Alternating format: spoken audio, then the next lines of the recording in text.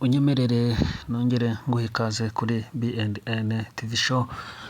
Amakuru rero akomeje kuza umunsi ku munsi bitewe n'uko isi cyangwa se ikirere cya Afurika gihagaze muri rusange. Twongeye rero kukugezaho incamake y'amakuru ni mu rurimi rw'ikinyarwanda, ariko n'amakuru yo mu gihugu cyangwa se y'ibibera muri Congo. Uyu mugabo rero bita Sultan Makenga yongeye gukubita inshuro ingabo za FARDC. Izo ni ingabo z'igihugu cya Congo.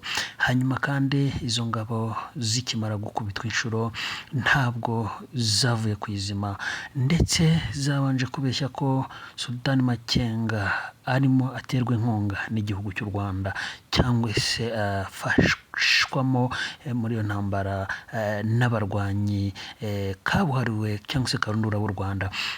Ariko amakuru y'isesengura bamwe babizi ntabwo babyemera kuko nta Rwanda ruri muri Congo. Congo irarwana n'ibihugu cyangwa se n'intara zirimo cyangwa se amoko menshi arenze 5 yose nibo ubwabo bisubiraniramo.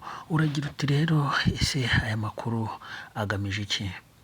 Kora subscribe, share na comment dukomeze. Hanyuma rero uyu mugabo bise Sultan Makenga niwe muyobozi cyangwa se uhagarariye umutwe wa M23. Ese M23 ni iki? M23 kuki yitwa M23? Uyu mugabo rero Sultan Makenga ayoboye uyu mutwe wa M23. Uyu mutwe wahoze uyobowe na Laurent Nkunda. Laurent Nkunda aza kuvaho awuha undi mugabo umwe uri mu rukiko mpanabyaha wakatiwe imyaka 30 kubera ibikorwa yakoraga cyangwa se imyitwarire ye muri uyu mutwe akiwuyoboye. Uwo mugabo rero bamwita Bernard, mutaranamwumvise kuko yayoboye uyu mutwe iminsi mikeya. Uyu mutwe wari ufite irindi zina. Uwo Bernard akimara kubona ko uyu mutwe ntaho yawugeza cyangwa se bitewe n'ibikorwa by'uyu mutwe, yaje kwigira inama uyu mutwe awurekura imbona nkubone, yijyana muri ambasade y'Amerika arigemura, bamujyana mu rukiko mpanabyaha kubera ko nawe ubwe yumvaga ibyaha bye byari birenze, ndetse yarasigaye ku izina bita Determinator. Hanyuma rero uyu mugabo bita Sultan Makenga niwe wahise uwufata arawuyobora. Ariko uyu mutwe ndetse n'uyu mugabo Sultan Makenga niwe muntu muzima wabashije kuyobora uyu mutwe kuko amaze kuwugeza kuri byinshi, ndetse uyu mutwe ukaba unashimwa na benshi mu baturage b'igihugu cya Congo bitewe n'imyitwarire mizima uyu mutwe ufite. Uyu mutwe rero wiswe M23 ku itariki ya 1 Mutarama mwaka wa 2023.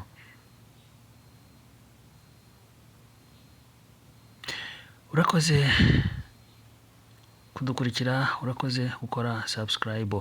Twihuse cyane rero uyu mutwe kandi uravugwa byinshi birimo gutabara no kurengera uburenganzira bwa muntu uri muri Congo.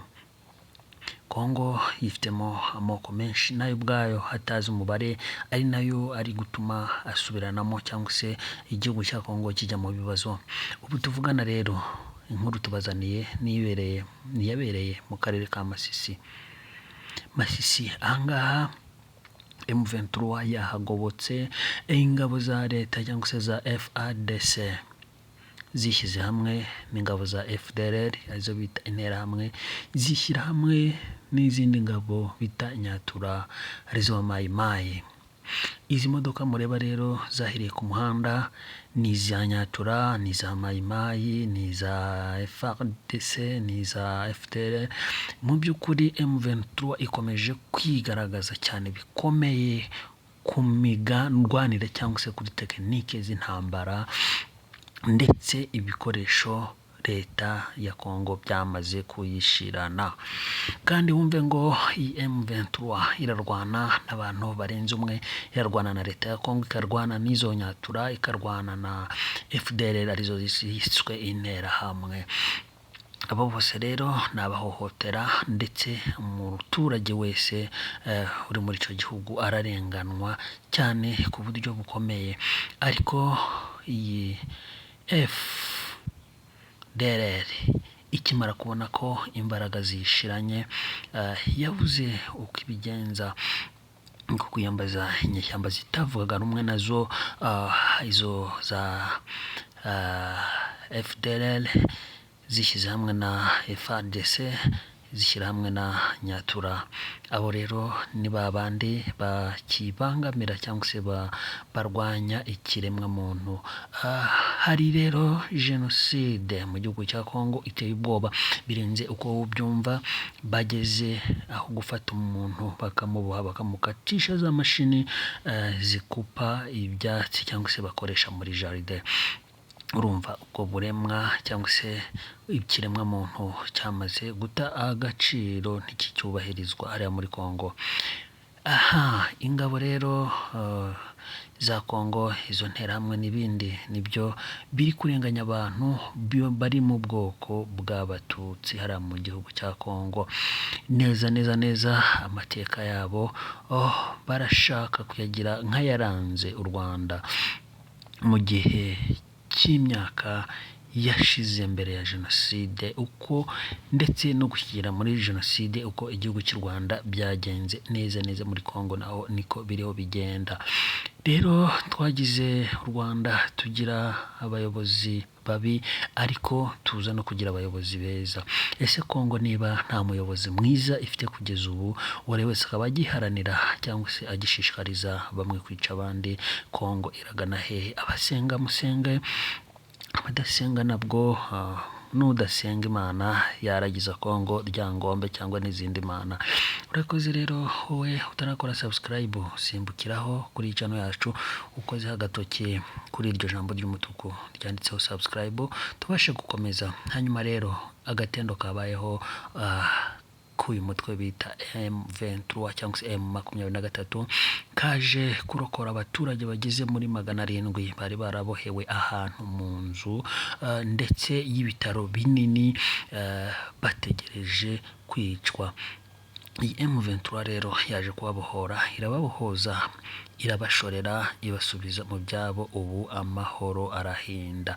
Aho rero ibyo byabereye mu karere ka Masisi. Niba